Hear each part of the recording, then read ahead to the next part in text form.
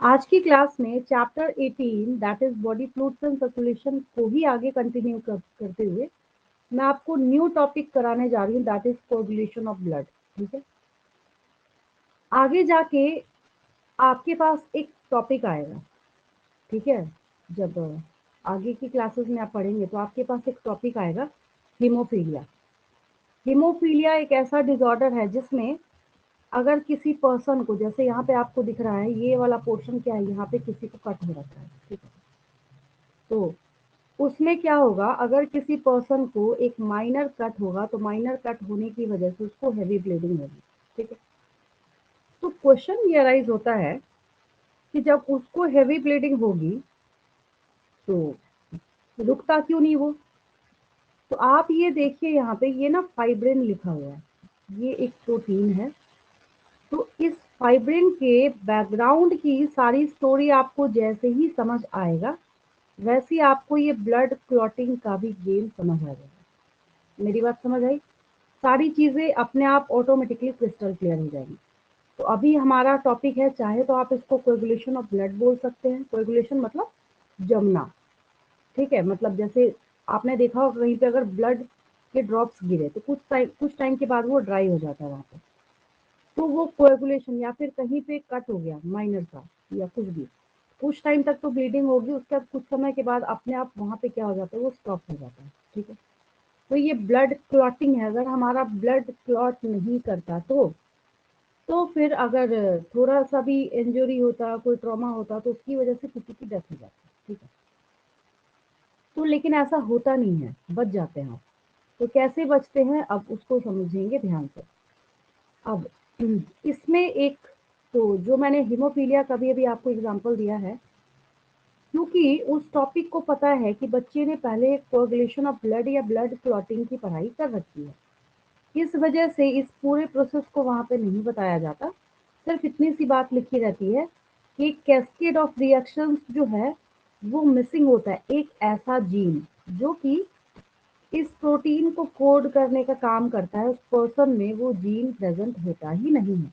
जब हम इसको जेनेटिक्स के पॉइंट ऑफ व्यू से देखेंगे। ठीक, तो अब यहाँ पे सबसे बेसिक बात जिसको जीरो लेवल से अगर मैं आपको समझाऊं तो क्या हुआ, आपको यहाँ पे नजर ही आ रहा है एक माइनर सा कट हुआ, माइनर ही कट है ये। ठीक है, तो जैसे ही कट हुआ तो कट होने के बाद अब देखिए ये पोर्शन है और ये पोर्शन है, मतलब आपका मेम्ब्रेन जो है यहाँ पे ब्रेक डाउन हो रखा है। ये पोर्शन जब कट हुआ तो कट होने के बाद क्या होगा, अब ये जो आरबीसी है, प्लेटलेट्स है और डब्ल्यूबीसी भी इसमें फ्लोट कर रहे होते हैं। ये सब के सब मैंने आपको प्रीवियस लेक्चर में समझा रखा है, RBC plus WBC plus platelet, इन तीनों को एक साथ एग्रीगेट करके हम फॉर्म्ड एलिमेंट्स बोलते हैं। इन फॉर्म्ड एलिमेंट्स का साइज बड़ा होने की वजह से ये जैसे ही कट हुआ वैसे तो आराम से फटाफट ये यहाँ से बाहर जाना स्टार्ट कर देते हैं, जिसकी वजह से ब्लीडिंग हो रही होती है। बचपन से कई बार एक्सपीरियंस लिया होगा आपने, आपको भी पता है। इसके लिए मुझे कोई ऐसा तो है नहीं कि इमेज दिखाने की या फिर आपको एग्जाम्पल देने की जरूरत है, ये तो हर किसी ने एक्सपीरियंस कर रखा है। ठीक है, तो जैसे ही यहाँ से ये ब्लड जो है ये आउट होना स्टार्ट होगा तो हमारी बॉडी में फीडबैक मैकेनिज्म चलता है। तो फीडबैक मैकेनिज्म बोलने का क्या मतलब है कि आपका जो ब्रेन है अब मैसेज देगा आपके पूरे बॉडी के मैकेनिज्म को और बोलेगा कि यहाँ पे क्लॉट बनाना जरूरी है। तो क्लॉट कैसे बनेगा, तो क्लॉट ऐसे बनेगा कि आपको यहाँ पे ना ऐसे जाले जाले जैसे नेटवर्क दिख रहे हैं। ये नेटवर्क दिख रहा है आपको, तो होता ये है कि ये फाइब्रिन प्रोटीन है जो कि ये क्लॉट बनाने का काम करता है। तो फिर एक और क्वेश्चन अराइज होता है कि तो फाइब्रिन आया और इसने ये नेटवर्क लाइक स्ट्रक्चर बनाया, तो क्लॉट बना कैसे? बना इसलिए क्योंकि आरबीसी, डब्ल्यूबीसी और प्लेटलेट का साइज बड़ा होने की वजह से ये सब के सब यहाँ पे इस नेटवर्क में ट्रैप हो जाते हैं। तो जब ट्रैप होंगे ये फंस जाएंगे यहाँ पे, तो ये बाहर निकल ही नहीं पाएगा। तो जिसकी वजह से ये जो बाहर निकलने वाला था या फिर चोट लगा हुआ है, जो भी डेड और डैमेज आपके पास यहाँ पे फॉर्म्ड एलिमेंट्स हैं, वो सब के सब इसमें लगे हाथ एक साथ फंस गए। और फंसने के बाद इन्होंने क्या किया, क्लॉट बनाने का काम किया। तो इतने देर की एक्सप्लेनेशन में आपने क्वेश्चन नंबर 1 क्या सीखा? विच protein is involve in blood coagulation या क्लॉटिंग ऑफ ब्लड? तो आंसर क्या होगा? फाइब्रिन। आंसर क्या? ठीक है, वेरी गुड। और अब हम लोग जो आगे नेक्स्ट अभी रोल देखने वाले हैं, तो इस फाइब्रिन की बैकग्राउंड स्टोरी मैं आपको बताने वाली हूँ। ये जो फाइब्रिन है ऐसे सीधा सीधा तो आएगा नहीं। तो फाइब्रिन एक्चुअली पहले क्या होता है? सबसे पहले ये इनएक्टिव फॉर्म में होता है। इनएक्टिव फॉर्म बोलने का मतलब खुद ही इसका नाम उस टाइम क्या होता है? फाइब्रिनोजेन होता है। क्या होता है? फाइब्रिनोजेन होता है। तो प्रोटीन है अगर फाइब्रिन और डायरेक्टली इन्वॉल्व होता है यहाँ पे फाइब्रिन, तो फिर सवाल ये उठता है कि फाइब्रिनोजेन को भी फाइब्रिन में अगर आपसे कोई क्वेश्चन पूछे या आपके दिमाग में कभी कल को जाके कोई क्वेश्चन आए कि ये जो फाइब्रिनोजेन है क्या ये ब्लड क्लॉटिंग नहीं करा सकता? क्या? तो नहीं करा सकता। जैसे अगर कोई आपको बोले कि आपको क्या करना है, जो जैसे आप आटे की रोटी बनाते हैं, ब्रेड बनाते हैं, ठीक है, तो आप डायरेक्ट जो है आटे को नहीं खा सकते, आपको उसकी प्रोसेसिंग करनी पड़ेगी। ठीक उसी तरीके से डायरेक्टली आप यहाँ पे क्या नहीं कंज्यूम कर सकते? फाइब्रिन जो है वो डायरेक्टली अपने आप को इन्वॉल्व नहीं करेगा ब्लड क्लॉटिंग में। जब भी आपको इन्वॉल्व कराना होगा तो आप किसको इन्वॉल्व कराएंगे? हमेशा आप इन्वॉल्व कराएंगे फाइब्रिन को। तो एक बात पहले आपको समझ आई कि जब कभी आपको ब्लड क्लॉटिंग कराना हो तो पहले आपको फाइब्रिनोजेन को फाइब्रिन में कन्वर्ट कराना पड़ेगा। ठीक है, तो सब एक दूसरे के साथ ना लिंक्ड प्रोसेसेस है, मतलब सब एक चेन की तरह एक दूसरे से जुड़े हुए हैं। ठीक है, अब कैसे जुड़े हुए हैं तो देखिए, मैंने अभी अभी आपको बोला कि ये जो फाइब्रिन है ये RIN है, थोड़ा सा वो लिखने में एरर सा दिख रहा है बट कोई बात नहीं, आपको तो पता है। तो ये फाइब्रिन जो है it's active and fibrinogen, fibrinogen RINOGEN, ठीक है, फाइब्रिनोजेन राइट स्पेलिंग होगी यहाँ पे। फाइब्रिनोजेन जो है ये कन्वर्ट होगा फाइब्रिन में, लेकिन फाइब्रिनोजेन जो फाइब्रिन में कन्वर्ट होगा तो इसको क्या चाहिए? थ्रोम्बिन चाहिए। क्या चाहिए? थ्रोम्बिन चाहिए। अब इसके पीछे मजे की बात क्या है कि ये जो थ्रोम्बिन है ये तो एक्टिव है, लेकिन ये थ्रोम्बिन भी हवा में से नहीं आया है। ये थ्रोम्बिन कहाँ से आया है? प्रोथ्रोम्बिन से आया। प्रोथ्रोम्बिन खुद भी इनएक्टिव था, फिर ये थ्रोम्बिन में कन्वर्ट होता है। ठीक है, और जो ये प्लेटलेट्स हैं, तो ये प्लेटलेट्स क्या करते हैं यहाँ पे कि प्रोथ्रोम्बोप्लास्टिन को जब आप कैल्शियम आयन से एक्टिवेट कराइएगा तो यहाँ पे ये थ्रोम्बोप्लास्टिन में कन्वर्ट होता है, जिसको थ्रोम्बोकाइनेज भी बोलते हैं। तो ये प्रोथ्रोम्बिन फिर किस में कन्वर्ट होगा?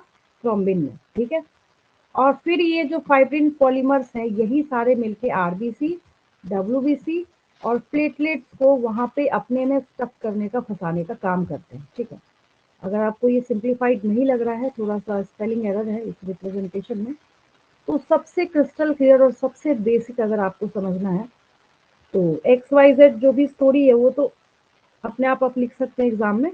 सिर्फ आपको इतनी सी बात याद रखनी है बस। मैंने क्या बोला? सबसे पहले आपके पास है फाइब्रिनोजेन। फाइब्रिनोजेन, फाइब्रिनोजेन को आपको किस में कन्वर्ट करना है? फाइब्रिनोजेन को आपको कन्वर्ट फाइब्रिन। करना है फाइब्रिन में। ठीक है, हो गया। अब इस फाइब्रिनोजेन को आपने फाइब्रिन में कन्वर्ट कर लिया। अब इसमें से इनएक्टिव बाय कौन सा है, थ्रोम्बिन। एक्टिव कौन सा है?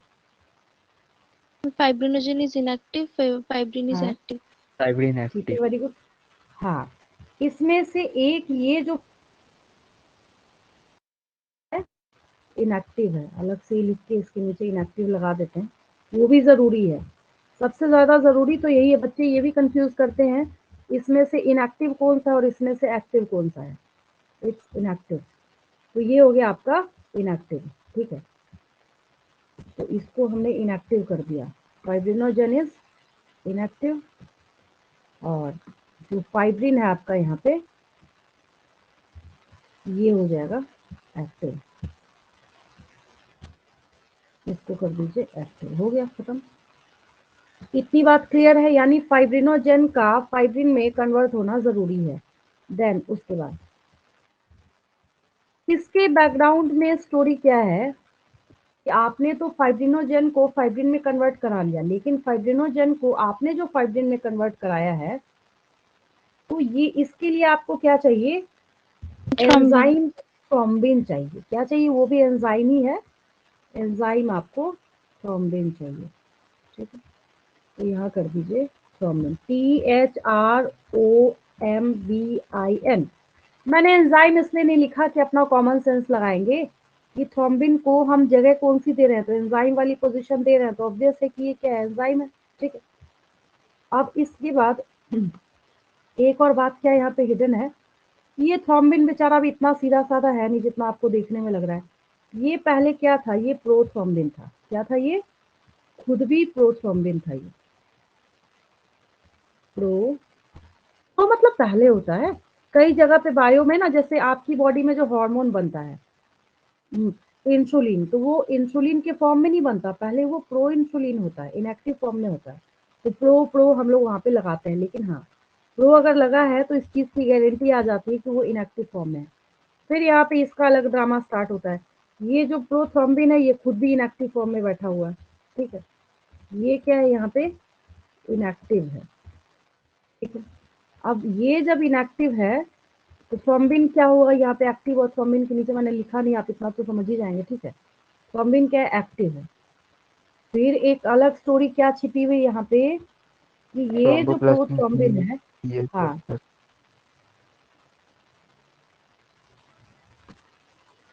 इसको आपने थ्रोम्बिन में कन्वर्ट कराया। ठीक है, और इसको जो आपने थ्रोम्बिन में कन्वर्ट कराया है, इसके लिए आपको थ्रोम्बोकाइनेज चाहिए। अब क्रिस्टल क्लियर हो गया सबको, यही बोल रही हूँ मैं इतने देर से। इसके लिए आपको Yes, ma'am. थ्रोम्बोकाइनेज चाहिए, बस हो गया बिल्कुल क्रिस्टल क्लियर। अब इसमें कहीं कोई डाउट नहीं है। ठीक है, और मैम इसको थ्रोम्बोप्लास्टिन CA++ भी लिख सकते हैं। हाँ नहीं, जो कैल्शियम आयन था ना वो अपने प्रेजेंस में ही ये सब कराता है, इसलिए हमने Ca++ वहां देखा। ठीक है, कैल्शियम आयन का इसमें बहुत बड़ा रोल है, वो इसमें हेल्प करते हैं। ठीक है, तो जिसकी ओके मैम। वजह से ना इसको कैस्केड प्रोसेस बोला जाता है। कैस्केड प्रोसेस का क्या मतलब है कि एक तरह से देखा जाए तो ये चेन रिएक्शन है। तो अगर मैं आपसे क्वेश्चन पूछूं कि अगर हम थ्रोम्बिन गायब कर दे तो क्या होगा, तो आप बोलेंगे फाइब्रिनोजन इनएक्टिव फॉर्म में ही बैठा रहेगा। फिर मैं आपसे पूछूं थ्रोम्बोकाइनेज गायब कर दे तो क्या होगा, फिर आप बोलेंगे भाई ये सारा जो आगे का ड्रामा ये होगा ही। इनएक्टिव होगा। तो हाँ, तो इसकी वजह से यहाँ पे, और दूसरी बात हर जगह जो आप देखेंगे कि Ca++ जगह जगह पे लिखा हो, क्योंकि कैल्शियम आयन की मौजूदगी में ही ब्लड क्लॉटिंग हो सकता है, नहीं तो सवाल ही नहीं उठता है। एक लास्ट में यहाँ पे यही लिखूंगी, बाकी सब कुछ है आपकी एनसीईआरटी में लिखा हुआ। मैं सिर्फ 1 लाइन लिखूंगी यहाँ पे, that is calcium ions. Calcium ions play N important role in blood clotting, in blood clotting। अब इसको देख के आप कितने पॉइंट बना सकते हो अपना काउंट कर करिए बैठे बैठे। ठीक ना, पूरा लिख सकते हैं आप ब्लड क्लॉटिंग। अब मैं आपको एक बार शो कर देती हूँ, ये देखिए इस पेज का स्क्रीनशॉट लेंगे। ठीक है, एग्जाम में इसको बनाना मस्ट है। आपको ब्लड क्लॉटिंग आया तो लिखने के सिवा ये एडिशनल है।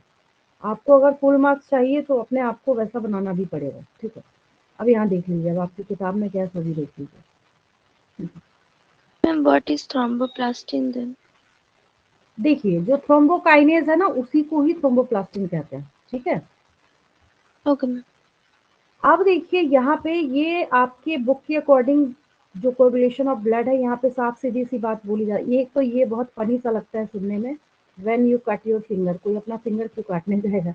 इंजरी या ट्रोमा मतलब आप समझ सकते हैं, पता ही है आपको। ठीक है, तो फिर यहाँ पे ये बता रहा है आपको कि आपका जो ब्लड है वो कोगुलेशन की प्रॉपर्टी दिखाता है, ये क्लॉट कर जाता है यहाँ पे जब भी कोई छोटी मोटी इंजरी होती है या ट्रॉमा होता है। ठीक है, तो ऐसा क्यों होता है? ताकि आपकी बॉडी से एक्सेसिव लॉस ऑफ ब्लड या एक्सेसिव लॉस ऑफ फ्लूइड ना हो सके। Blood is the only fluid connected tissue, तो भी पता है आपको। फिर क्या होता है, धीरे धीरे ना वहाँ पे डार्क रेड कलर का जो एक स्कम है वो फॉर्म हो जाता है, जहाँ पे कट हुआ होता है इंजरी वाले टाइम पे। कुछ समय के बाद, तुरंत नहीं बनता वो डार्क ब्राउन वाला, ये आपको भी पता है, ठीक है। कोएगुलम जो वहाँ पे ऐसे इकट्ठा हो गया ना, क्लॉट कर गया, उसको बोलते हैं। क्यों हो रहा है? क्योंकि यहाँ पे नेटवर्क ऑफ थ्रेड्स बनता है, जो कि अभी अभी आपने इमेज में देखा है। ये किसके नेटवर्क है? तो ये फाइब्रिन के नेटवर्क है। फाइब्रिन के नेटवर्क ने क्या किया, जो डैमेज्ड फॉर्म्ड एलिमेंट्स हैं, आरबीसी फॉर्म्ड एलिमेंट्स में क्या सिखाया मैंने? फॉर्म्ड एलिमेंट बोलते बोलते के साथ क्या समझ जाना है? हाँ, अपने आप समझ जाना है आपको। तो ये आरबीसी डब्ल्यूबीसी प्लेटलेट्स उसमें स्टक हो जाते हैं, फंसे रह जाते हैं उसमें, ठीक है। अब इसके पीछे की सारी कहानी देखिए, ये सब आपको याद हो चुका है, इतना लेक्चर लिखने की जरूरत ही नहीं पड़ेगी आपको। अपना आराम से क्रिस्टल क्लियर पॉइंट वाइज लिखिए। 3 मार्क्स का लॉन्ग क्वेश्चन है। Write a note on coagulation of blood, या what do you understand by blood clotting, या explain the phenomena of blood coagulation. जो पूछा जाए आपको एग्जाम्पल में, मतलब आंसर में इसको लिख देना है। फाइब्रिन किससे कन्वर्ट हो रहा है यहाँ पे? इनएक्टिव फाइब्रिनोजेन से, ठीक है। अब ये कैसे हुआ? तो इसको थ्रोम्बिन कन्वर्ट करा रहा है। फिर ये जो थ्रोम्बिन है, ये खुद क्या था? तो ये खुद बेचारा पहले प्रोथ्रोम्बिन था, ठीक है। फिर प्रोथ्रोम्बिन को थ्रोम्बिन में किसने किसने कन्वर्ट कराया? थ्रोम्बोकाइनेज ने, थ्रोम्बोकाइनेस। ठीक है। तो कंक्लूजन क्या निकला? Cascade process. जो चेन रिएक्शन है ना, उसके लिए हम लोग कैस्केड प्रोसेस बोलते हैं, ठीक है। और इतने सारे फैक्टर्स जो है आपको जरूरी हैं, ठीक है। और ट्रॉमा के केस में आखिर ये सिग्नल आता कहाँ से है? तो प्लेटलेट्स जो है उसको ये सिग्नल जो है दिया जाता है, वो स्टिमुलेट होता है और ब्लड में ये सारे फैक्टर्स को रिलीज करने के लिए ट्रिगर करता है, ठीक है। और साइट ऑफ इंजरी पे फटाफट इसको भेजना स्टार्ट करता है, बनाना स्टार्ट करता है। और last point is calcium ions play an important role in clotting, ठीक है। क्रिस्टल क्लियर है सबको? आगे बढ़ूं मैं? Yes, ma'am. चलिए,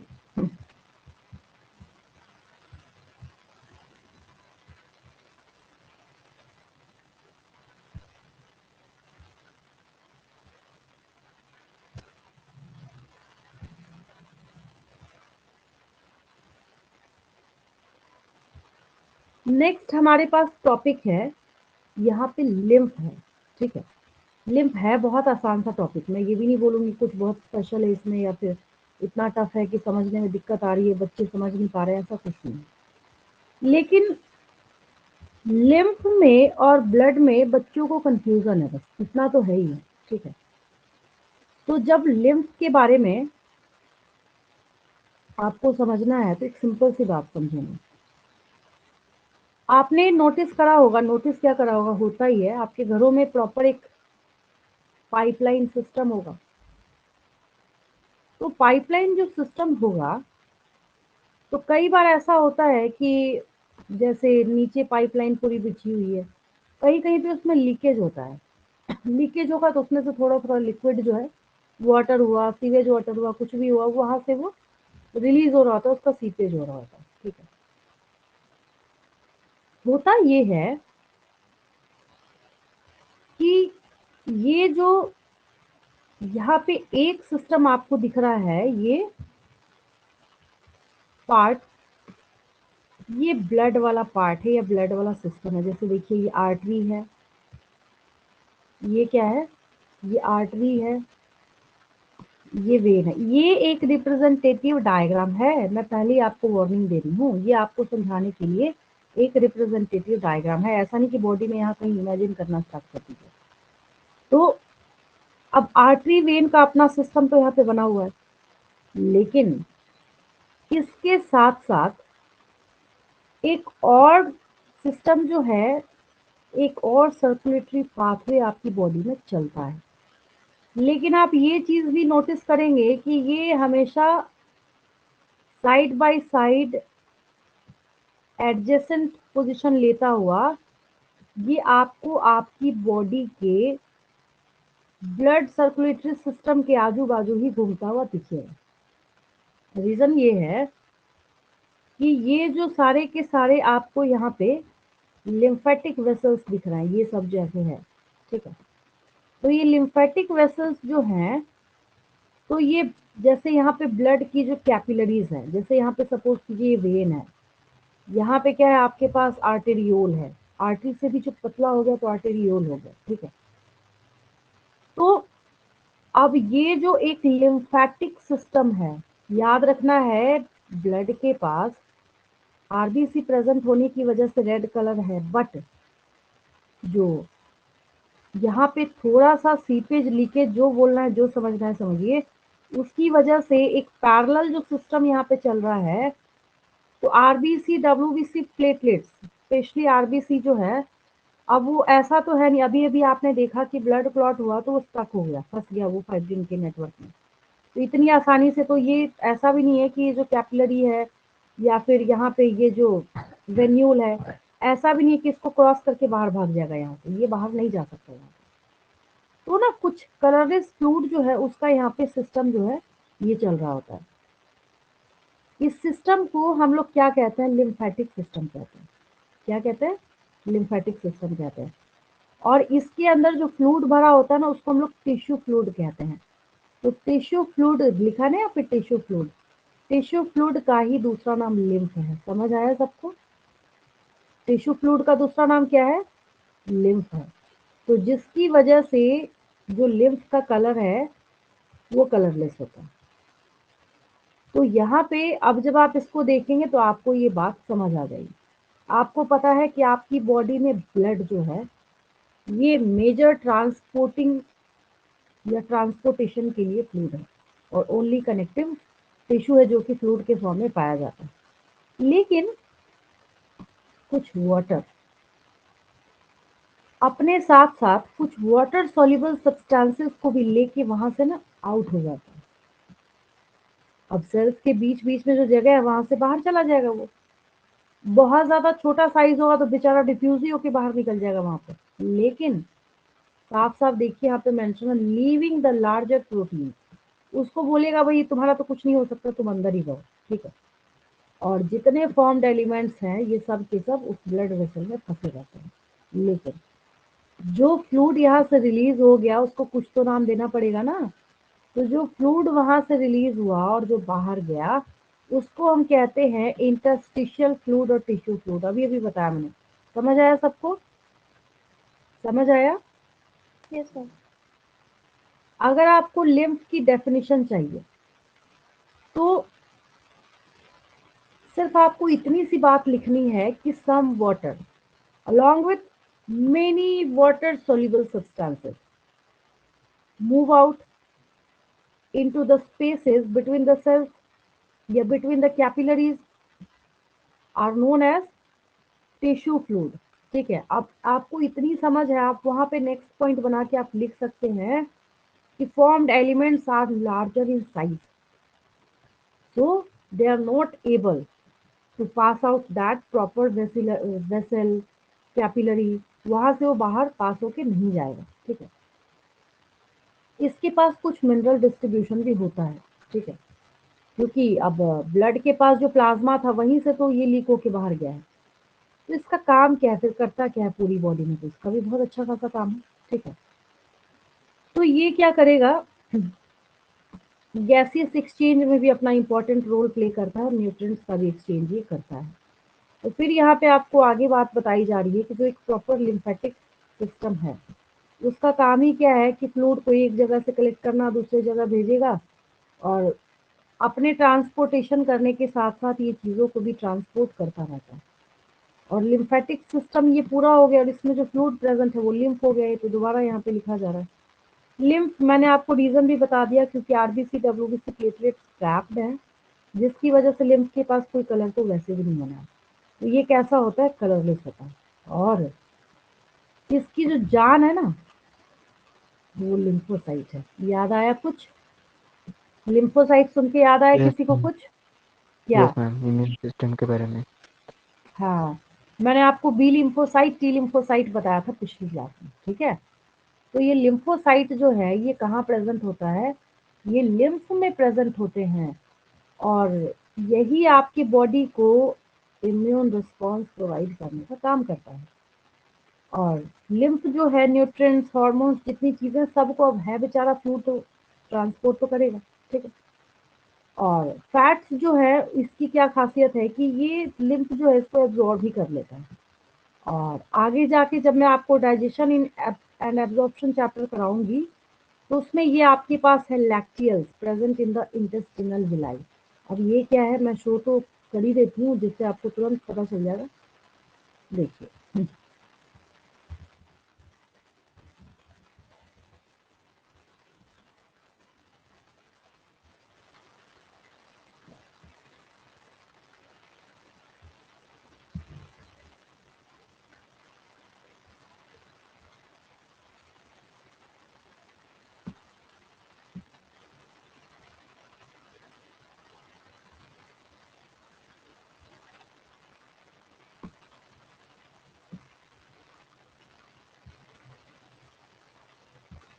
स्मॉल इंटेस्टाइन जब से कोई स्टूडेंट सुनता आता है ना तो तब से ना उसके दिमाग में एक चीज जरूर होती है कि हाँ हमें जो है वो माइक्रोविलाई सुनने को मिलेगा। ये माइक्रोविलाई है, ये सब देखिए यहाँ पे है ना ऐसे। तो माइक्रोविलाई को छोटे छोटे हैं, विलाई मतलब ऐसे रिजेस फिंगर लाइक प्रोजेक्शन कैसे निकला हुआ है, आपके फिंगर्स की तरह निकला हुआ ना छोटा छोटा छोटा छोटा, उसको विलाई कहते हैं। Yes. क्योंकि इसका साइज बहुत छोटा है, बहुत ज्यादा छोटा होने की वजह से हमने इसमें लगा दिया माइक्रोविलाई, तो ये क्या बन गया माइक्रोविलाई, ठीक है। तो अब यहाँ पे माइक्रोविलाई में से अगर एक विलाई को हम बाहर निकालें तो उसको हम विलस कहते हैं। अगर एक है सिंगुलर है, विलाई तो प्लूरल हो गया ना, ठीक है। तो अब सवाल ये उठता है कि फिर ये लैक्टियल क्या है। तो लैक्टियल के बारे में जब यहाँ पे बात की जाती है तो एक ऐसा लिम्फेटिक वेसल जो कि स्मॉल इंटेस्टाइन, ये नीट में पूछा जा चुका क्वेश्चन है।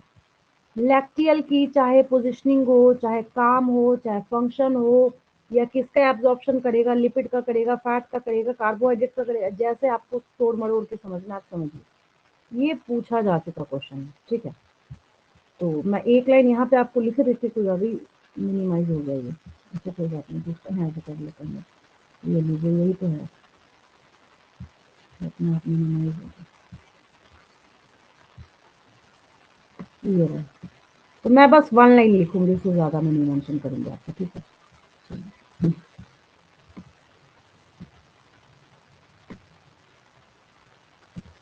एक लाइन सिर्फ इसमें लिख लीजिए लैक्टियल में, वहां लिखा है इसलिए मैं लिख रही हूँ। चलिए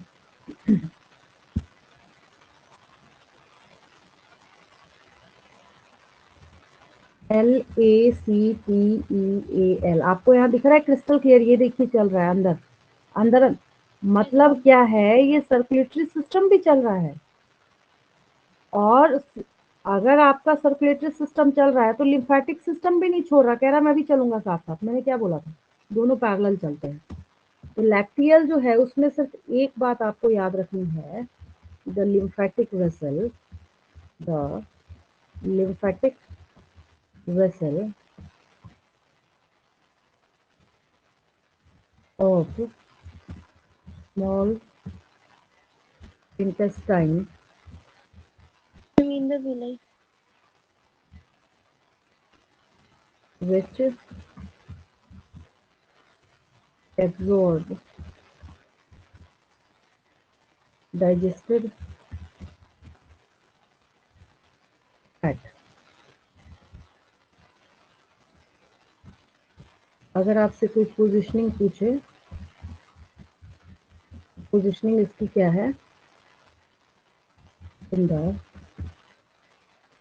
चाहे तो आप अगर एक लिखना है तो विलस बोल सकते हैं, अगर इसको प्लूरल करना है तो विलाई बोल सकते हैं, और भी एक साथ मतलब सबको ही आपको बोलना है, या क्योंकि स्मॉल इंटेस्टाइन बहुत छोटा साइज है इसका तो माइक्रोविलाई बोल सकते हैं, एक ही बात है, ठीक है।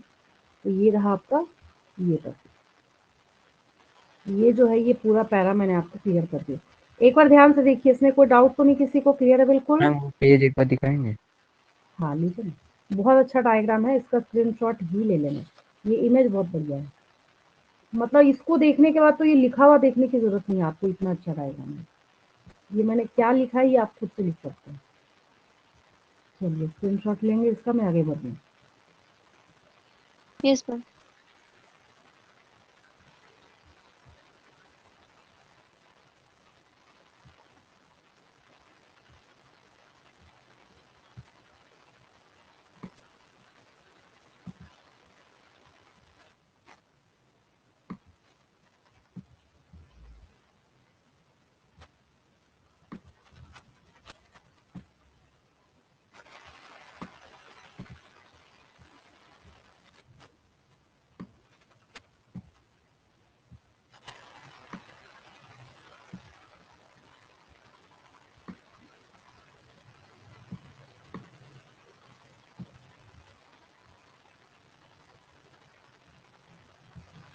सर्कुलेटरी पाथवे, ये टर्म जैसे आप देखते हैं ना, तो यहाँ पे दो चीजें हैं। पहली बात तो ये है कि ये खुद ही सर्कुलेटरी भी बोल रहा है और खुद ही यहाँ पे पाथवे भी लिखा हुआ है, ठीक है। तो सर्कुलेटरी पाथवे जो है उसके टू टाइप्स हैं।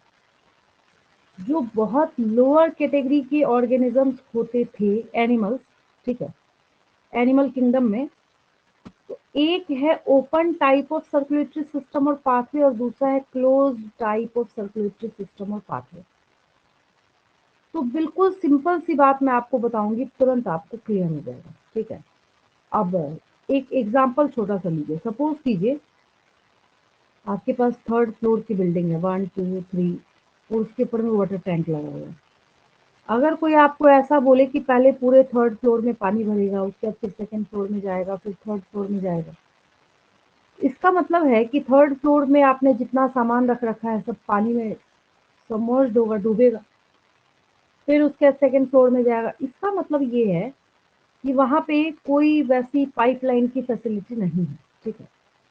तो बोलने का क्या मतलब हुआ कि जो open type of circulatory system है उसमें उस ऑर्गेनिज्म के, उस एनिमल के जितने भी पार्ट्स हैं सब के सब बात हो रहे होते हैं। मतलब कोई भी वहां पे प्रॉपर नेटवर्किंग नहीं है, ब्लड वेसल्स नहीं है, कुछ नहीं है, कोई ड्रामा ही नहीं है वहां पे, ठीक है। तो यहाँ पे ना ओपन स्पेसेस है, उसी में ये क्या कर रहे हैं, ब्लड का सर्कुलेशन अपना कर रहे हैं। तो उसको हम लोग open type of circulatory system कहते हैं। क्या कहते हैं हम लोग उसको? Open type of circulatory system कहते हैं, नाम ही ओपन है इसका, ठीक है। मतलब आप समझ जाइए कि यहाँ पे कोई भी हम ब्लड कैपिलरी कुछ भी नहीं बोल रहे हैं। और जब बात यहाँ पे आती है closed type of circulatory system की, close type of circulatory system, आपकी बॉडी में क्लोज सर्कुलेटरी सिस्टम है। कैसा सर्कुलेटरी सिस्टम आपकी बॉडी में? क्लोज है। अब आपको पता है क्लोज्ड बोलने का क्या मतलब हो गया? तो क्लोज्ड बोलने का ये मतलब हो गया कि आपके पास प्रॉपर फैसिलिटी है कि कैसे कैपिलरी सिस्टम ऑक्सीजनेट, सब है। हाँ, कैसे ऑक्सीजनेटेड ब्लड को फ्लो कराना है और कैसे डीऑक्सीजनेटेड ब्लड को फ्लो कराना है। तो इतना सेपरेशन तो आप तभी कर सकते हैं ना जब आपके पास क्या हो, फैसिलिटी हो, ठीक है। ओपन सर्कुलेटरी सिस्टम में ब्लड वेसल्स वगैरह का कोई नामो निशान यहाँ पे नहीं है। यहाँ पे ब्लड वेसल्स, कैपिलरीज वगैरह है। अब जब बेचारे के पास कैपिलरीज, जिस चीज का डायमीटर कुछ होगा तभी तो बेचारे के पास प्रेशर होगा ना। तो ब्लड प्रेशर के नाम पे कुछ नहीं होता, बहुत लो होता है इसका। इसका जो है यहाँ पे आपका तो जो organism close type of circulatory system carry करता है उसके पास अच्छा खासा ब्लड प्रेशर होता है, ठीक है। तो ऑब्वियस है कि ब्लड जो है इसमें वो बहुत स्लो स्पीड के साथ फ्लो करेगा। यहाँ पे क्या है, ये फास्ट, बच्चे वाला ये तो डिफरेंस हो गया, ये फास्ट स्पीड के साथ चलेगा, कोई भी लिख सकता है इसको, ठीक है। और मैंने क्या बोला था, हर एक टिश्यू जो है बॉडी का वो उसके फ्लूइड के अंदर बात हो रहा होगा, तो डायरेक्ट कांटेक्ट में होगा किसके साथ? टिश्यू के साथ। जबकि यहाँ पे डायरेक्ट कांटेक्ट में नहीं होगा। हर एक जो वहाँ पे वेसल है, कैपिलरी है, वो रिस्पॉन्सिबिलिटी लेगा कि कहाँ से ब्लड कहाँ लेके जाना है। ओपन सर्कुलेटरी सिस्टम में आपके पास एग्जाम्पल है ऑर्थ्रोपोडा मोलस्का, और क्लोज सर्कुलेटरी सिस्टम में जितने वर्टिब्रेट्स हैं आप सबका नाम यहाँ पे लिख सकते हैं, ठीक है। ये 9th में भी बच्चों ने पढ़ा था, बट अगर आपको याद नहीं हो तो आप इसका स्क्रीनशॉट लीजिए फटाफट, मैं आगे बताऊँ। तो ये दो टाइप के आपके पास पाथवे हैं। हो गया ये? आगे बढ़ू मैं? Yes ma'am. चलिए,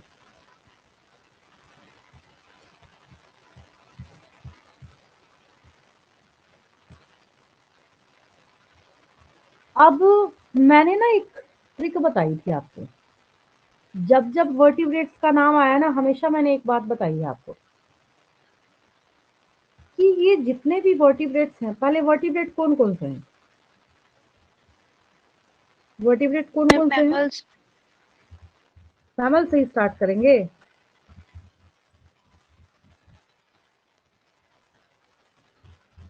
मैम कॉर्डेटा। Ma'am bird.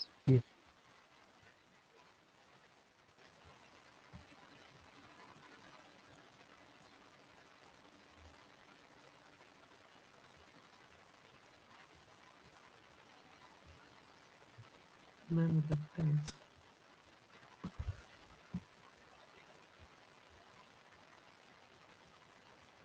बताइए कोडाटा कहाँ कहाँ से आप लोग बात बोल रहे हैं? इसका मतलब आपको छोटी क्लासेस भी बिल्कुल याद नहीं है। वर्टिब्रेट्स 5 ही हैं इस पूरे वर्ल्ड में, ठीक है? और इसका नाम जब भी लिया जाता है तो आपको एक सीरीज बोलनी पड़ती है, दैट सीरीज ऑफ इवोल्यूशन। क्या बोलते हैं हम लोग उसको? Series of evolution. इसको आप ब्रेक नहीं कर सकते। पहले आपको फिशेस बोलना पड़ेगा, फिर एम्फीबियन बोलना पड़ेगा, फिर रेप्टाइल बोलना पड़ेगा, फिर बर्ड और फिर मैमल। इस सीरीज का तो इतना यूज है कि आप सोच भी नहीं सकते। आगे कोई सा भी पार्ट और पोर्शन हो तो उसमें आपको इस सीरीज का बहुत बड़ा रोल है, ठीक है? 12th क्लास में तो पाई चार्ट आएगा, उसमें भी ये सीरीज अगर आपको याद है तभी आप बना सकते हैं उसको। तो यहाँ पे अगर हम हार्ट की बात करते हैं, किसकी बात करते हैं? हार्ट की। तो ये जो हार्ट आपके पास प्रेजेंट है, हार्ट इन वर्टिब्रेट्स, आज के बाद से बिल्कुल क्रिस्टल क्लियर दिमाग में बिठा लीजिए, इसको उल्टा सीधा नहीं बोलना है, मतलब क्राइम है। बायो में जो बच्चा उल्टा सीधा बोल रहा है वो समझ जाइए क्राइम है, मतलब वो बच्चा नील है, जीरो है, बिल्कुल सारे चैप्टर गोल है उसके, मतलब एनिमल किंगडम रिलेटेड जो भी है।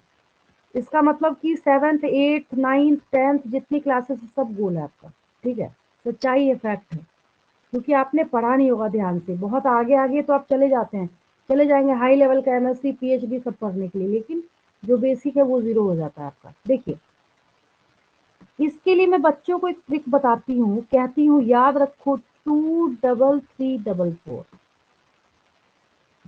सारा लेक्चर ही खत्म हो जाएगा, उसके बाद वो पूरा पैरा है ना इसमें समा जाएगा। देखिए मैंने कौन सी ट्रिक बताई आपको? 2 3 3 4। फिशेस के पास 2 चैम्बर्ड हार्ट होगा, इसके पास एक ही ऑरिकल होगा और एक ही वेंट्रिकल होगा, ठीक है?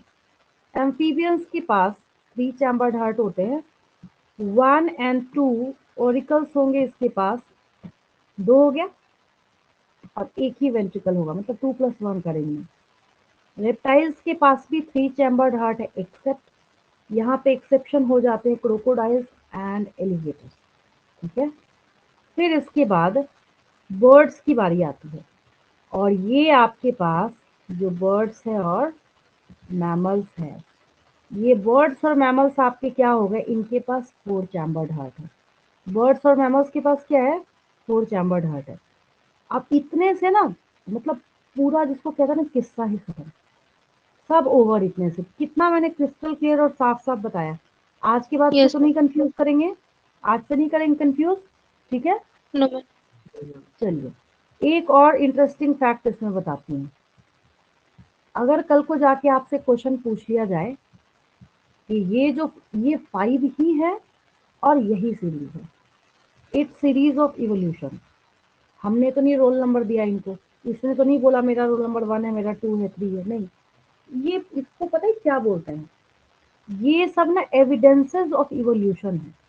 2 चैम्बर्ड, 3 चैम्बर्ड, 3 चैम्बर्ड, इसमें से 2 बेचारों ने कोशिश करी 4 चैम्बर्ड हार्ट कैरी करने की, फिर 4 चैम्बर्ड, 4 चैम्बर्ड, तो ये सीरीज ऑफ इवोल्यूशन है। तो ये जो सीरीज ऑफ इवोल्यूशन आपको यहाँ पे दिख रहा है, तो ये क्रिस्टल क्लियर खुद कर रहा है कि हाँ भाई देखो ऐसे ऐसे हमारा इवोल्यूशन हुआ है, ठीक है। तो यही सारी बातें जो है, ये देखिए इतना बड़ा लेक्चर इसमें दे रखा है, ठीक है। मैंने आपको एक झटके में क्लियर कर दिया, मतलब इस लेक्चर की कोई जरूरत है ही नहीं आपको। अब देखिए यहाँ पे जो है सो भी मैं आपको क्लियर कर देती हूँ। इस पूरे अर्थ पे जितने भी वर्टिब्रेट्स हैं सबके पास एक मस्कुलर चैम्बर्ड हार्ट है। भाई चाहे 2 चैम्बर्ड भी हो, चैम्बर तो बनेगा ही, 1 होता तब हम नहीं लिखते, लेकिन 2 से ही स्टार्ट हो रहा है। तो फिशेस के पास कितना चैम्बर्ड हार्ट है, देखिए हो गया 2 चैम्बर्ड, 2 चैम्बर। क्या हो गया 1 एट्रियम 1 वेंट्रिकल। मैंने क्या बोला, ये पूरा पैरा जो है वो समा गया उतने से मेरे 2 मिनट के एक्सप्लेनेशन में, ठीक है। फिर ये जो एम्फीबियंस है इसके पास 3 चैम्बर्ड, रेप्टाइल्स में से क्रोकोडाइल्स एंड एलिगेटर्स को बाहर निकाल देंगे, इनके पास 4 चैम्बर्ड हार्ट है। बाकी के पास क्या है, 3 चैम्बर्ड बोलने का मतलब है कि 2 एट्रिया होगा और 1 सिंगल वेंट्रिकल होगा। क्रोकोडाइल जो है इसके पास तो 4 ही चैम्बर्ड है। तो क्रोकोडाइल के साथ ये क्या कर रहा है, बर्ड्स और मैमल्स, जो लास्ट वाले मैमल्स तो आप भी है, तो बर्ड्स और मैमल्स के पास 4 चैम्बर्ड हार्ट है, जिसमें से 2 एट्रिया है और 2 क्या है यहाँ पे वेंट्रिकल है। फिशेस में अब यहाँ तक तो ये देखिए, ये जितना इसने लेक्चर लिखा ना यहाँ पे, ये देखिए, ये तो आप इससे अच्छा लिख सकते हैं आप। Fishes contains 2 chambered heart, 1 atrium plus 1 ventricle.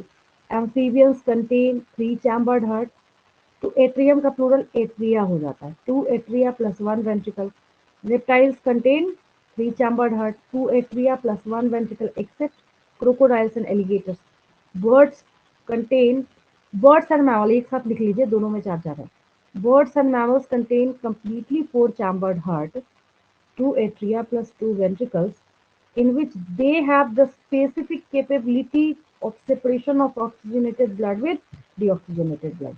दोनों को यहाँ पे सेपरेट करने की इनके पास फैसिलिटी है, ठीक है। अब ये सब कुछ यहाँ तक क्लियर हो गया। फिशेस बेचारे के पास ना 2 ही चैम्बर है, इसके पास एक ही एट्रियम है और एक ही वेंट्रिकल है, तो जिसकी वजह से क्या होता है, इसको टोलरेट करना पड़ता है जो डीऑक्सीजनेटेड ब्लड है और ऑक्सीजनेटेड ब्लड है, तो इसके मिक्सिंग को इसको थोड़ा सा टोलरेट करना पड़ता है। अब इस बेचारे की कहानी क्या है, यहाँ से शुरू यहाँ से खत्म, बस इतना ही है। बोलने का क्या मतलब है, ये क्या करेगा कि इसका जो हार्ट है, इसके हार्ट की तो कहानी अनोखी है। जैसे आप अपने हार्ट के बारे में बोलते हैं ना कि भाई हमारा हार्ट जो है वो हमें, हमारे ब्लड को, ऑक्सीजनेटेड ब्लड जो है जो लंग से उसने लिया था उसको पंप करके वापस सारे बॉडी पार्ट्स को भेजता है। आपको बहुत अच्छे से समझ आ रहा होगा जो मैंने आपको रेस की 17 चैप्टर में, that is breathing and exchange of gases में समझाया था, ठीक है। तो यहाँ पे ये जो आपके पास डीऑक्सीजनेटेड ब्लड है, ये उल्टा उसी को पंप कर रहा है। वो जाएगा गिल के पास, फिर वो बेचारा ऑक्सीजनेटेड होगा, फिर सारे बॉडी पार्ट के पास जाएगा, और जहां से डीऑक्सीजनेटेड होके फिर बेचारा कहाँ जाएगा, इसके हार्ट के पास। तो इस बेचारे की मैम इसमें कहानी जो है ना ये बहुत, सिंगल सिस्टम हाँ होता है। इसको हम, हाँ इसको हम सिंगल सर्कुलेशन कहते हैं। इसको हम क्या कहते हैं, सिंगल सर्कुलेशन कहते हैं। क्यों कहते हैं सिंगल सर्कुलेशन, अब हमारे हार्ट की तरह तो फैसिलिटी नहीं है ना इसके पास, एक बार जो पूरा सर्कल है वो lung to heart, lung to heart, lung to heart, ma'am एक बार दूसरा ही चक्कर ट्रैवल जो कर है, रहे मैं एक हाँ बार ही तो तो ट्रेवल करते हैं। हाँ बस सिंपल सी बात है, 1 टाइम्स कर रहा है तो सिंगल सर्कुलेशन हो जाएगा, ठीक है, सिंपल सा है यहाँ पे, देखिए।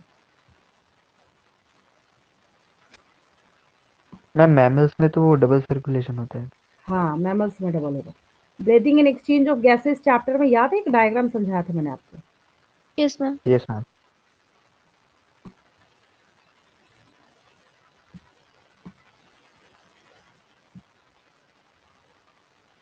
यहाँ पे ये गिल के पास गया, गिल के पास जाने के बाद फिर वो डीऑक्सीजनेटेड होगा, डीऑक्सीजनेटेड होने के बाद फिर वो वापस हार्ट के पास जाएगा, और फिर हार्ट उसको क्या करेगा, वापस भेजने का काम करेगा।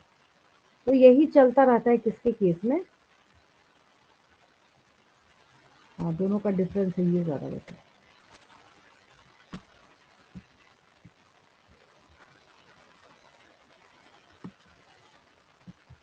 चलिए अब बिल्कुल क्रिस्टल क्लियर, इसको देखने के बाद ही सारी जो आपके दिमाग में जो भी डाउट होंगे ना वो सब क्लियर हो जाएगा, देखिए। अब यहाँ पे ये जो गिल है, body, Gill body, Gill body, और यहाँ पे ये एक ही एट्रियम है बेचारे के पास, एक ही वेंट्रिकल है। हार्ट है ये, रिप्रेजेंटेटिव डायग्राम है, ठीक है। 1 एट्रियम और 1 ही वेंट्रिकल है इसके पास, बस इतनी स्टोरी है बेचारे की, ठीक है। तो एक ही सर्कुलेशन चल रहा है यहाँ पे, ठीक है। तो और यहाँ पे जो मैंने आपको समझा रखा है ऑलरेडी पिछले चैप्टर में भी, एक देखिए यहाँ पे लंग से लेके हार्ट तक का जो सर्किट है उसको पल्मोनरी, मतलब लंग होता है, पल्मोनरी सर्किट हम लोग बोलते हैं। और सिस्टेमिक सर्किट क्या हो गया, जो हार्ट से लेके बॉडी टिश्यूज तक का आपका है। तो यहाँ पे डबल सर्कुलेशन हो गया ना, 2 बार डबल सर्कुलेशन है। तो ये फर्क है आपका सिंगल सर्कुलेशन में और डबल सर्कुलेशन में, ठीक है। इसका स्क्रीनशॉट लेंगे आगे बढ़ने में।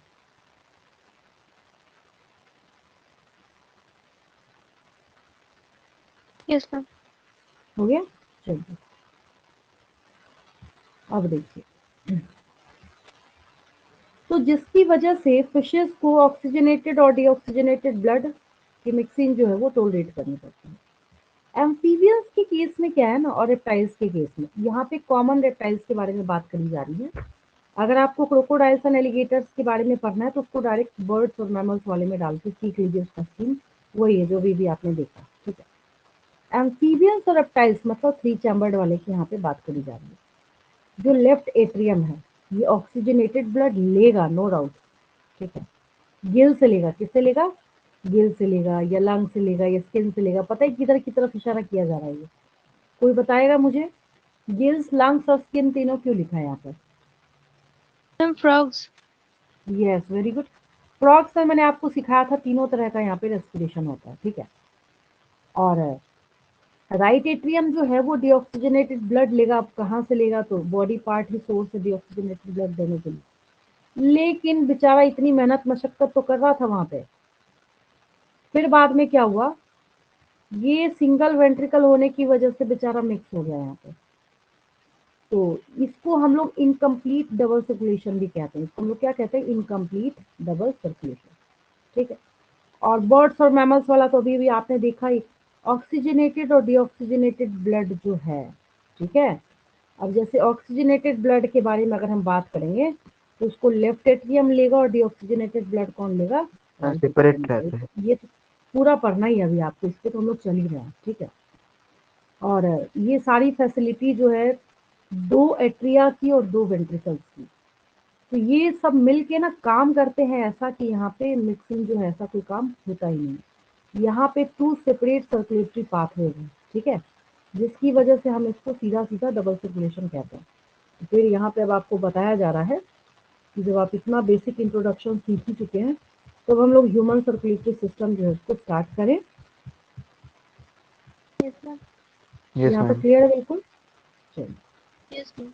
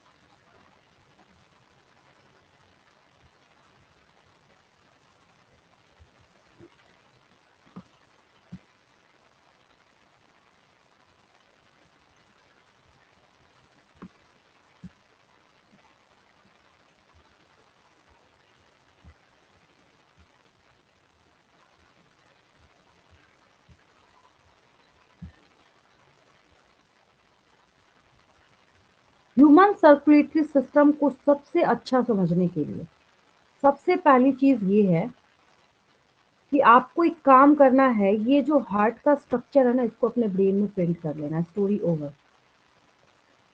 तो अब इस डायग्राम में आपको जो चीजें लेफ्ट में लिखी हुई दिख रही है वो एक्चुअली आपका राइट पोर्शन है, और जो चीजें आपको यहाँ पे राइट में लिखी हुई दिख रही है वो अभी आपके हाथ के देखिए लेफ्ट हैंड साइड में है। नोटिस कीजिए, आपके राइट हैंड साइड में देखिए लेफ्ट लिखा हुआ है और आपके लेफ्ट हैंड साइड में राइट लिखा हुआ है। रीजन ये है कि अगर आपके सामने, आपके फेस के सामने अगर कोई पर्सन खड़ा है तो उसके पॉइंट ऑफ व्यू से आप पढ़ाई कर रहे हैं, तो उसके जो आपका लेफ्ट हैंड साइड है, तो सामने वाला बंदा जो आपकी तरफ फेस करके खड़ा है, राइट साइड। हाँ, तो उसका राइट हैंड साइड जो है आपके लेफ्ट साइड में है। अब समझे क्या बोला मैंने? यस तो मैम। एग्जाम में फ्रंट कभी व्यू ऑफ हार्ट। हाँ, ये फ्रंट व्यू है। तो एग्जाम में ना कभी ऐसी गलती नहीं करनी हड़बड़ी में, आप बोले अच्छा ये दाहिने हाथ के साइड है, हम इसको राइट लिखते हैं, इसको लेफ्ट लिखते हैं, तो गलत हो जाएगा। सबसे पहली चीज,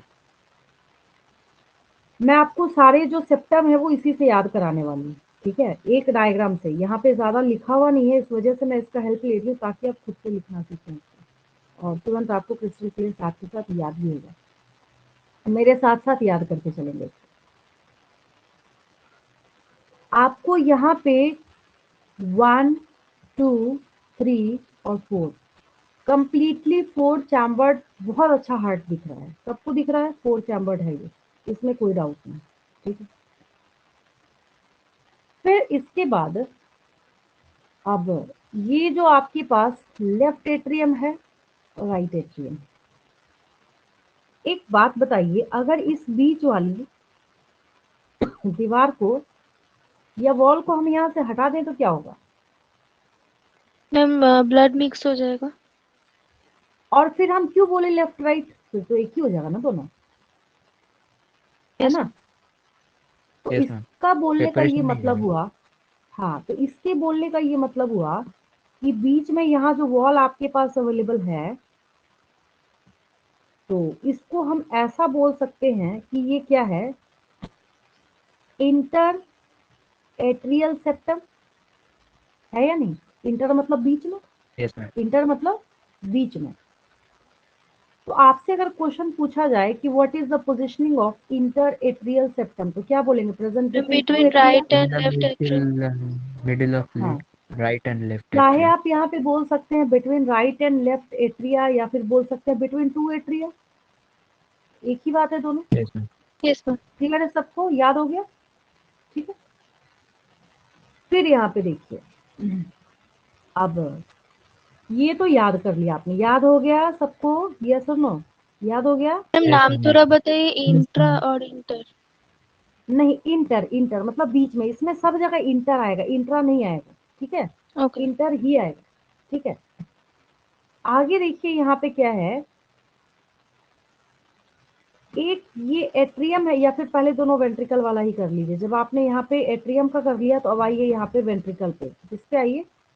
अच्छा, एक चीज यहाँ पे ध्यान से देखिए, जो आपके पास नीचे जो वेंट्रिकल है, तो एक बात बताइए, वेंट्रिकल, दोनों वेंट्रिकल के बीच में जो सेप्टम है वो इंट्रा आपको, वेंट्रिकुलर सेप्टम। हाँ, तो इंट्रावेंट्रिकल। वो ना आपको इंटर एट्रियल सेप्टम से मोटा लग रहा है, नहीं लग रहा? Yes ma'am. यस मैम, मोटा है। ये याद रखना है आपको। मैंने आपको बोला तो इतना बढ़िया और उम्दा डायग्राम है, इसकी जितनी तारीफ करी जाए कम है, क्योंकि इसमें ना ये ट्राइकस्पिड और बाइकस्पिड वेल्व भी बहुत अच्छे दिख रहे हैं, ठीक है। तो यहाँ पे ये भी आपको क्रिस्टल क्लियर बात याद रखनी है कि ये आपके पास यहाँ पे दो वेंट्रिकल के बीच में ये जो सेप्टम अवेलेबल है, सेप्टम प्रेजेंट है, तो ये सेप्टम जो है ये मोटा होता है। रीजन ये है कि इसको हाई ब्लड प्रेशर टोलरेट करना है, आगे जाके हम लोग देखेंगे क्यों। और जिसको प्रेशर ज्यादा टोलरेट करना होगा तो मोटा होगा वो, ठीक है। तो ये वॉल जो है ये काफी थिक होता है, तो इसका नाम हम लोग क्या लिखेंगे? इसका नेम हम लोग लिखेंगे interventricular. Inter ventricular septum. Clear है? ठीक है। Yes ma'am. अब देखिए, ऊपर वाले की भी स्टोरी, ये भी सेप्टम की स्टोरी ओवर, इसकी भी स्टोरी ओवर। अब आते हैं हम लोग किससे, देन हम लोग चलते हैं अब भाई हमने इसका इसका चैम्बर कर दिया, इसका इसका चैम्बर हमने डिवाइड कर दिया। अब इसकी बारी आती है। अगर मैं एक लाइन खींच दूं यहाँ से, हैक कर दूं, पहले हम सिर्फ इसको सिस्टम के पॉइंट ऑफ व्यू से सोचते हैं, रटना नहीं है कोई भी चीज में, बार बार मैम रिपीट कर रहा इंटर एट्रोवेंट्रिकुलर सेप्टम। हाँ, इंटर लिख भी सकते, नहीं भी लिख सकते, लिखा तब भी कोई दिक्कत नहीं है, क्योंकि जैसे ही आप बोलेंगे ना एट्रियो वेंट्रिकुलर सेप्टम, हाँ राइट लेफ्ट लगाना होता है। अब पता कैसे राइट चलेगा अपर। कौन सी बोल रहे हैं? हाँ, पता कैसे चलेगा कौन सा बोल रहे हैं, समझे? तो जैसे आप राइट साइड का बोल रहे हैं, राइट एट्रियो वेंट्रिकुलर सेप्टम, क्या बोलेंगे? Right atrio ventricular septum. समझ आया?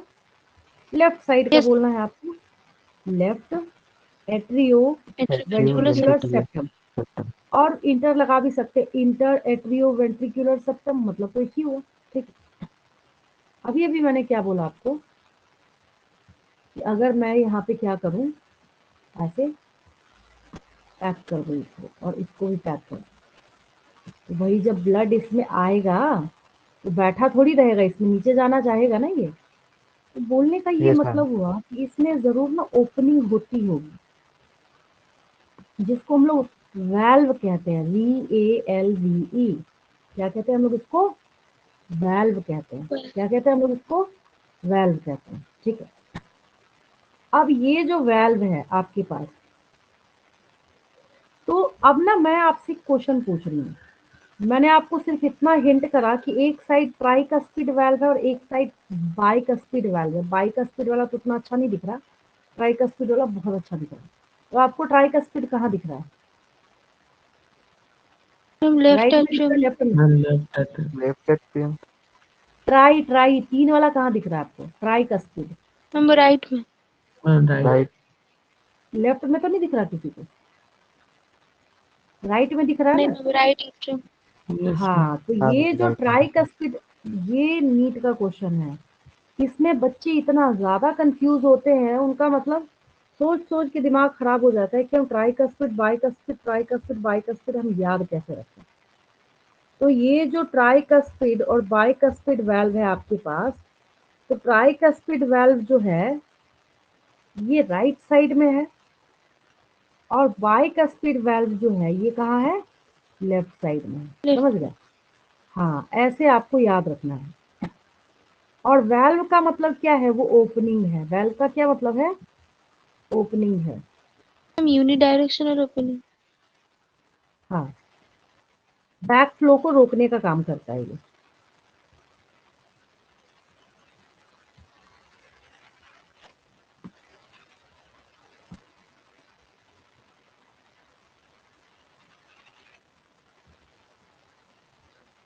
देखिए, दिख रहा है ये पंप करता हुआ? Yes ma'am. ये देखिए, इसमें ट्राइकस्पिड और बाइकस्पिड कितना क्लियर है, ये देखिए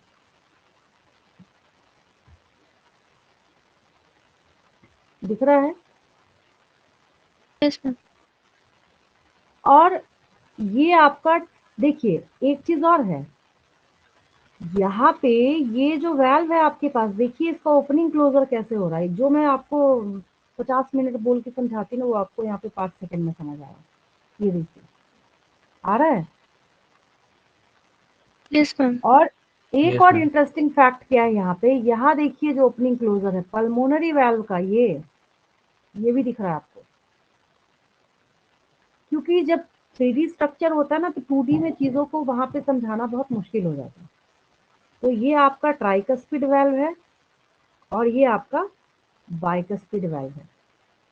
तो दोनों में से अब नीट के एग्जाम में क्वेश्चन हमेशा मिट्रल वाल्व लिख के पूछा जाता है। बच्चे ट्राइकस्पिड बाइकस्पिड वाल्व रट के चले जाते हैं, मिट्रल भूल जाते हैं। तो बाइकस्पिड वाल्व जो है, इसको हम लोग मिट्रल वाल्व भी कहते हैं। ठीक है, तो ये सब मतलब ये एक ऐसा पंपिंग ऑर्गन है जो कि आपके बॉडी के किसी पार्ट को ये बेचारा नहीं छोड़ता ब्लड सप्लाई करने के लिए। इतना ज़्यादा इम्पोर्टेंट है ये। ठीक है, तो इसको देखने के बाद मुझे नहीं लगता कि अब किसी बच्चे को कोई डाउट होगा। और यहाँ पे देखिए साफ साफ आपको नजर आ रहा है कि कितना थिक है। और एक और चीज है, अभी आगे जाके तुरंत ये जो नीचे आपको ऐसे फाइब्रस स्ट्रक्चर दिख रहा है पंप करते वक्त, यहाँ पर ये देखिए, ये दिख रहा है ना, इसको आगे जाके ये फाइबर्स हम लोग पढ़ने वाले हैं। तो इसमें भी बच्चों को डाउट आता है मैम कैसे होगा, कहाँ पे होगा, कैसे इसका नाम याद रखें, ठीक है। तो ये पर्किंजे फाइबर्स जो हैं इसके बारे में भी मैं आपको आगे बताने वाली हूँ। अब एक चीज देखिए, अब कुछ बेसिक इंट्रोडक्शन की बात हम लोग करते हैं, जो कि काफी बार पढ़ाते वक्त भी मैंने आपको एक्सप्लेनेशन दी है इसके बारे में। एक बात बताइए, ये जो आपके पास हार्ट है, तो इसका ओरिजिन क्या है? एंडोडर्म, मेसोडर्म, एक्टोडर्म, कैसा ओरिजिन है? Mesodermal derived. मेसोडर्मल है, ये भी पूछा जा चुका क्वेश्चन है। Heart is mesodermal in origin. सुनने में लगता है एंडोडर्मल होगा, बट एंडोडर्मल नहीं है, मेसोडर्मल है, ठीक है। दूसरा क्वेश्चन, ये थोरैसिक कैविटी में होगा या एब्डोमिनल कैविटी में होगा? कहाँ होगा ये? थोड़ा सा कैविटी। थोड़ा सा नीचे तो हो ही नहीं सकता ना एब्डोमिनल, कोई बोले तो बेवकूफ है वो एक नंबर का, उसको तो बायो से संन्यास ले लेना चाहिए।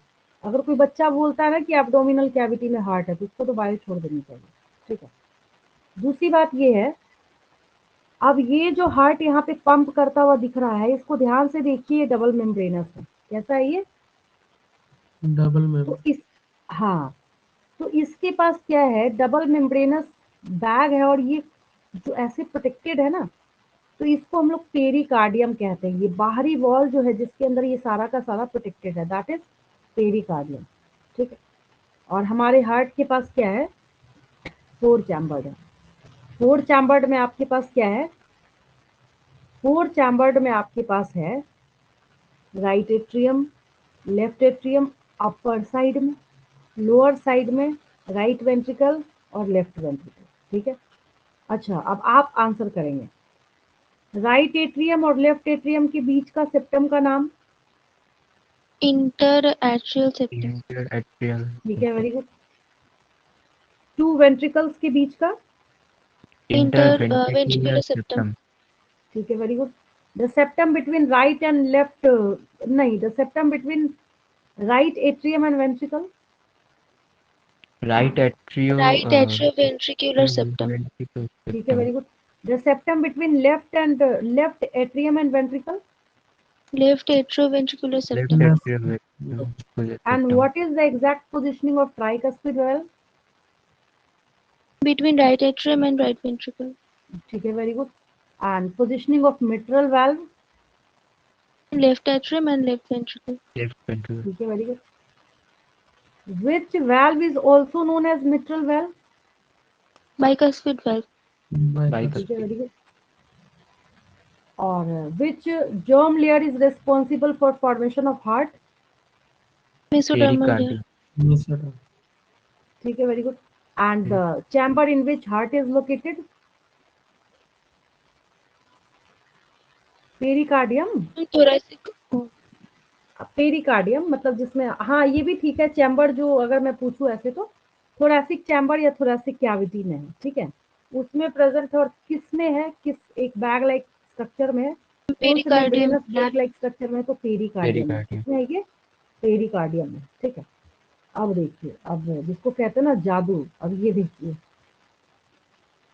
अब ये रही आपकी बुक, अब आप देख लीजिए, मैंने आपको याद करा दिया, ठीक है।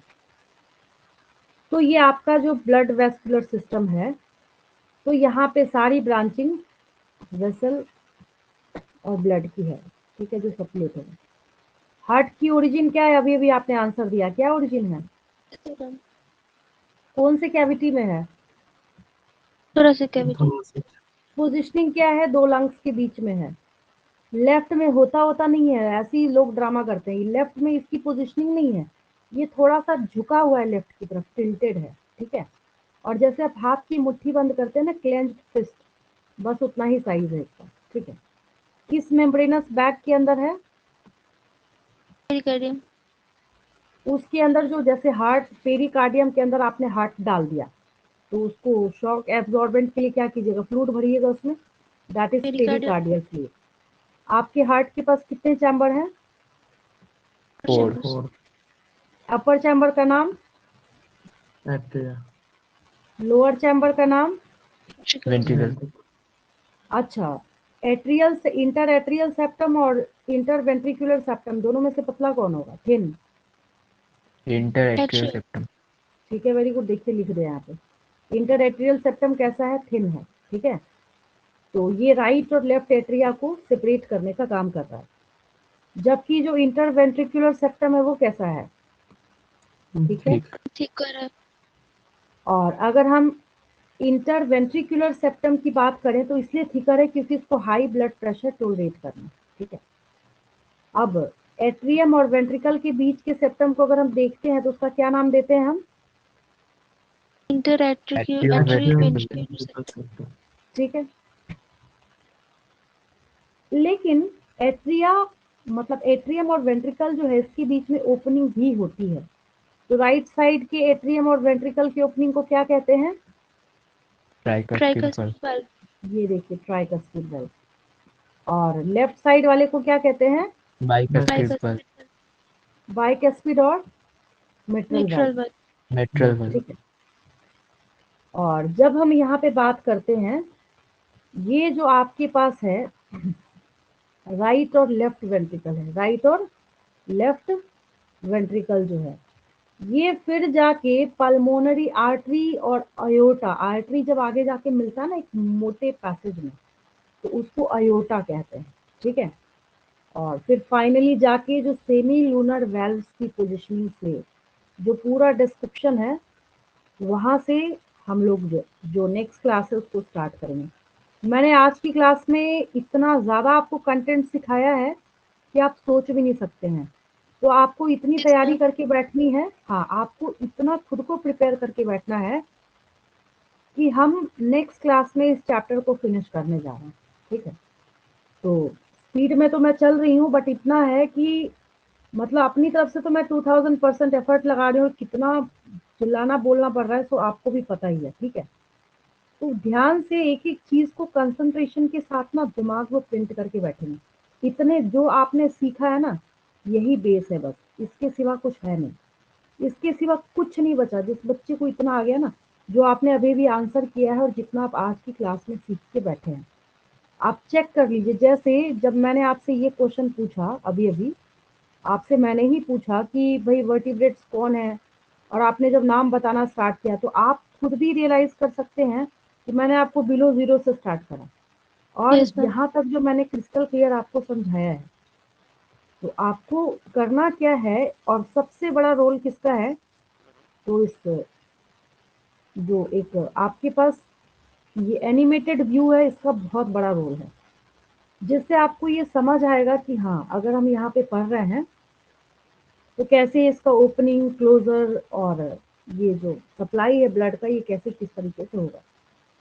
क्योंकि आगे जाके जब बंडल ऑफ हिस या फिर परकिंजे फाइबर्स, ये सारा स्ट्रक्चर भी जो बच्चों को समझने में बहुत दिक्कत होती है। ये कितना बढ़िया नीचे यहाँ पे ये फाइबरस फॉर्म में नजर आ रहा है। ठीक है, तो आज की क्लास क्रिस्टल क्लियर है बिल्कुल? Yes ma'am. चलिए मैम ठीक है, हाँ बोलिए। मैम राइट साइड में ट्राइकस्पिड वाल्व क्यों होता है, बाइकस्पिड क्यों नहीं?